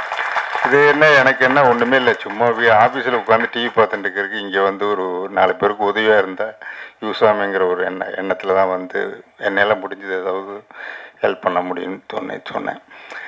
இப்போ உதயகுமார் சார் சொன்ன மாதிரி படங்கள் எடுக்கிறதுக்கு ப்ரொடியூசர்ஸ் இல்லை அப்படிங்கிற சொன்னதில் இல்லை, நாங்கள்லாம் ரெடியாக தான் இருக்கோம். ஏன்னா எல்லா நடிகருமே இப்போ வந்து அவங்க சொந்த படம், அவங்க மாமா மச்சான், அவங்க சித்தி பையன் இப்படியே படம் எடுத்துக்கிட்டு நாங்கள்லாம் என்ன வேலையை பார்க்குறது? இப்போ என் நிலமை வந்து நடிகரா இல்லை தயாரிப்பாளரா என்னன்னே தெரில. ஆனால் எனக்கு சுட்டுப்பட்டால் இது தவிர வேறு எதுவுமே தெரியாது. அதனால் சினிமாவில் நம்ம உண்மையாக இருந்தனால ஏதோ விதத்தில் ஏதோ இந்த இயக்குனர் எல்லாம் சேர்ந்து என்னை நடிக்க கூப்பிட்டு சொல்லி கொடுத்து ஏதோ கொஞ்சம் கொஞ்சம் அங்கே ஏதோ நடிச்சுட்டு இருக்கேன் ஏதோ படங்களில். நாங்கள்லாம் ரெடியாக தான் இருக்கோம் படம் எடுக்கிறதுக்கு. நல்ல கண்டென்ட் கிடைக்கல. கண்டென்ட் கிடைச்சா டெஃபினட்டாக நான் இப்போ கடைசியாக எடுத்த படம் பேரன்பு மம்முக்கா வச்சு பண்ணேன். அதுக்கப்புறம் ஒரு நல்ல ஒரு செட்டப் கிடைக்கல. இப்போ நான் எடுத்த எல்லா படமுமே எங்கள் ஆஃபீஸ் தேடி வந்த ப்ராஜெக்ட் தான். நான் எதுவும் எந்த நடிகர் வீட்டில் போய் நின்று கேரவானுக்கு வெளில நின்று டேட்டு வாங்கியெல்லாம் படம்லாம் பண்ணல. நல்ல கண்டென்ட் இருந்தால் படம் பண்ணுறதுக்கு ரெடியாக தான் இருக்கும். ஆனால் எங்கே நல்ல கண்டென்ட் கிடைக்க மாட்டேங்குது. இப்போ அவர் சொன்னார் பேசில் ஜோசப், அது பொன்மான்னு ஒரு படம் முந்தானத்து ரிலீஸ் ஆச்சு ஓடிடியில். அது ஒரு சின்ன லைனை கரெக்டாக பண்ணுறாங்க.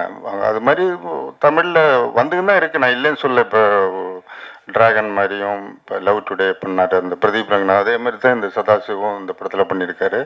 ஐ திங்க் டைரக்டர் கம் ஹீரோவை பண்ணியிருக்காரு. நிச்சயமாக இந்த ப்ரொடியூசருக்கும் என்னோடய மனமார்ந்த வாழ்த்துக்கள். இது மாதிரி நிறைய இயக்குநர்களை இன்ட்ரடியூஸ் பண்ணி அவரே ஹீரோவாக்கி நிறைய பேருக்கு வாய்ப்பு கொடுக்க வேண்டும். எல்லாமே இறைவனை வேண்டி விடைபெறுகிறேன். நன்றி, வணக்கம். 2013 டைரக்டர் நானும் ஃபஸ்ட்டு ஒரு படம் பண்ணோம். அதுக்கப்புறம் இப்போ மறுபடியும் ஒரு 13-14 வருஷம் கழித்து மறுபடியும் சேர்ந்து பண்ணியிருக்கோம். ஒரு 10 வருஷமாக ஆல்மோஸ்ட் படமே இல்லை. மறுபடியும் கூப்பிட்டு என்னை பண்ணதுக்கு ரொம்ப தேங்க்யூ. அது மலையன் சாரும் ரொம்ப சப்போர்ட்டிவாக இருந்து எனக்கு எல்லாமே நல்லா செஞ்சு கொடுத்தாரு. அவருக்கும் ரொம்ப தேங்க்யூ.